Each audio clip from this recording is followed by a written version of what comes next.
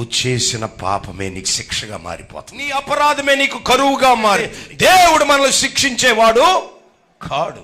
ప్రేమించడం ద్వారా ఆయన ప్రేమ ఏంటో తెలుసుకుంటావని నువ్వు పాపంలో అడుగు వేస్తున్నా దేవుడు నిన్ను కావాలని అనుకో. నువ్వు వేసే ప్రతి పాపపు అడుగు, నువ్వు చూసే ప్రతి పాపపు చూపు అది నీకు శాపంగా మారుద్ది. పాపం కన్వర్ట్ అయిపోద్ది. ఏదో ఒక రోజున పాపం పరిపక్వమవుద్ది, పాపం గర్భం ధరిస్తుంది. వాగ్దానం చేసి బాప్త్యసం పొంది బలలో పాలు పొంది ప్రార్థన చేసి పాటలు పాడి అపరాధం చేశారు గనుక వారి అపరాధము భయంకరమైన శిక్షగా మారిపోయింది. శత్రువులు వచ్చేసారు, శ్రమలు వచ్చేసాయి, కన్నీళ్ళు వచ్చేసాయి, దేశాన్ని విడిచిపెట్టి పారిపోయారు, పొలాలను విడిచిపెట్టి పారిపోయారు. చక్కని పంట ఉంది, తినటానికి తిండి లేదు. ఈ తిండంతా శత్రువులు అనుభవిస్తున్నారు. దేవుని పిల్లలారా జాగ్రత్త.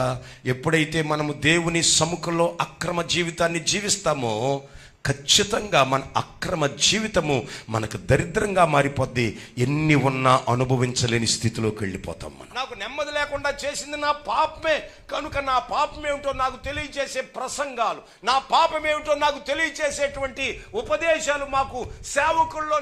పాపాన్ని గురించేమో ప్రవక్త గారు తెలియచేయాలి, ఆ పాపాన్ని విరుగుడు చేసి పరిష్కారమేమో దేవుడు ఇవ్వాలి. ఇది సీక్వెన్సీ. స్తోత్రం. ఎజ్రా గారి పని ఏంటంటే నీ లోపాన్ని చెప్పటం. ఎప్పుడైతే లోపాన్ని దిద్దుకుంటావో వెంటనే దేవునికి దగ్గర అవుతావు. దిద్దుబాటు ఏం చేస్తుందంటే దేవునికి దగ్గర చేస్తుంది. కరెక్ట్గా మనకు తెలియకుండానే దేవుని సేవకుల నుంచి నీ లోపం ఖచ్చితంగా చెప్పబడుద్ది. ఈరోజు వాక్యం నా గురించే, నా లోపాన్ని గురించే మాట్లాడుతుంది అని అనుకుంటాం. నీ ఇష్టానుసారమైన భక్తిని చేయడానికి ఆయన విడిచిపెట్టే దేవుడు కాడు. నిన్ను పట్టుకుంటాడు, ఆయనకి ఇష్టం వచ్చినట్టుగా నడిపిస్తాడు. ఆయనకి ఇష్టం వచ్చినట్టుగా నువ్వు నడిచేవనుకో హీన దశలో ఉండవు. ఏ దశలో ఉంటావు?